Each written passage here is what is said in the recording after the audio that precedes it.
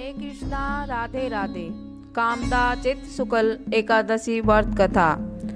धर्मराज युधिष्ठिर बोले, हे भगवान, आपको कोटि कोटि प्रणाम है। मैं आपसे प्रार्थना करता हूँ कि आप कृपया कर चैत्र मास के शुक्ल पक्ष की एकादशी का वर्णन कीजिए। श्री कृष्ण भगवान बोले, हे राजन, आप एक पुरानी कथा सुनिए जिसको वशिष्ठ जी ने राजा दिलीप से कही थी। राजा दिलीप ने पूछा कि गुरुदेव, चैत्र मास के शुक्ल पक्ष की एकादशी का क्या नाम है, उसमें किस देवता की पूजा होती है तथा उसकी विधि क्या है, सो अब आप कृपया पूर्वक कहिए। महर्षि वशिष्ठ जी बोले, राजन, चैत्र मास के शुक्ल पक्ष की एकादशी का नाम कामदा है। यह पापों को नष्ट कर देती हैं, जैसे अग्नि सूखे काष्ठ आदि को जलाकर नष्ट कर देती हैं, और पुण्य के प्रभाव से समस्त पाप नष्ट हो जाते हैं और पुत्र की प्राप्ति होती है। इसके व्रत से कुयोनि छूट जाती है और अंत में स्वर्ग की प्राप्ति होती है। अब मैं इसका महात्म्य कहता हूँ, ध्यान पूर्वक सुनिए।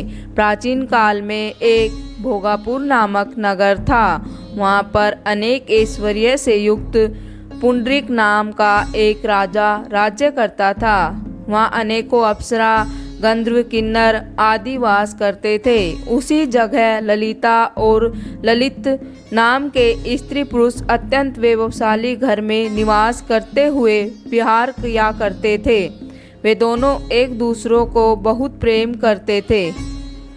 ईर आपस में अलग हो जाने पर व्याकुल हो जाते थे।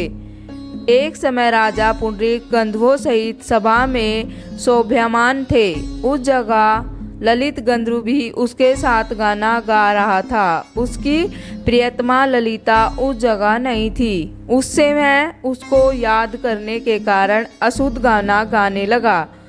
नागराज करकोटक ने राजा पुंडरीक से इसकी शिकायत की।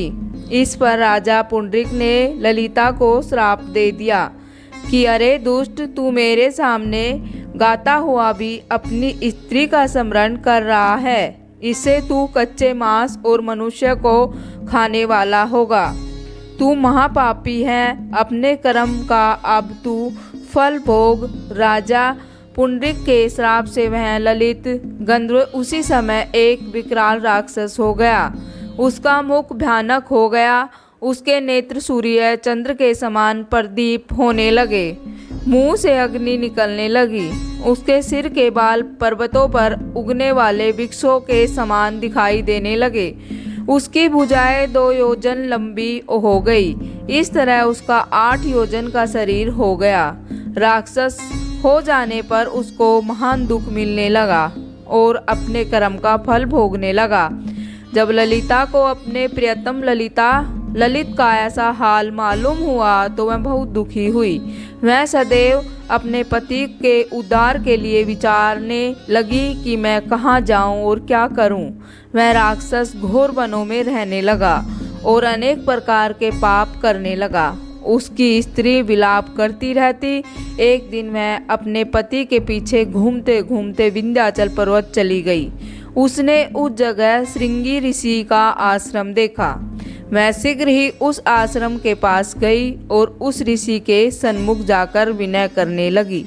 उसे देखकर श्रृंगी ऋषि बोले कि हे सुभगे, तुम कौन हो और यहाँ किस लिए आई हो? ललिता बोली, हे मुनि, मैं वीरबंधुआ नामक गंधर्व की कन्या ललिता हूँ। मेरा पति राजा पुंडरीक के श्राप से एक भयानक राक्षस हो गया है। उससे मुझको महान दुख हो रहा है। आप उसे राक्षस योनि से छूटने का कोई श्रेष्ठ उपाय बतलाइए। तब श्रृंगी ऋषि बोले, अरे गंधर्वा कन्या ललिता, अब चैत्र मास शुक्ल पक्ष की एकादशी है। उसके व्रत करने से मनुष्य के सभी कार्य शीघ्र ही सिद्ध हो जाते हैं। यदि तू उसके पुण्य को अपने पति को देगी तो वह शीघ्र ही राक्षस योनि से छूट जाएगा और राजा का श्राप शांत हो जाएगा।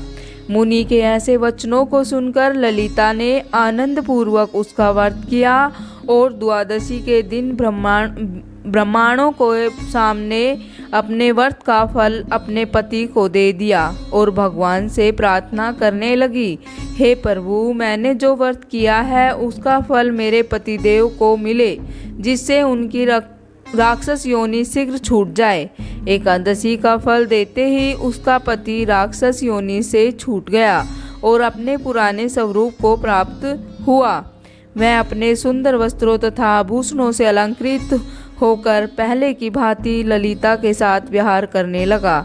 कामदा एकादशी के प्रभाव से वह पहले की भांति अधिक सुंदर हो गए और पुष्पक विमान पर बैठकर स्वर्लोक को चले गए। हे राजन, इस व्रत को विधि पूर्वक करने से समस्त पाप नष्ट हो जाते हैं।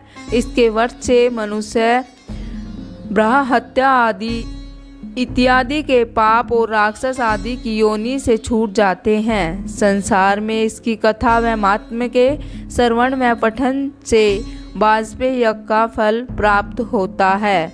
ओम नमः भगवते वासुदेवाय। ओम नमः भगवते वासुदेवाय। हरे कृष्णा।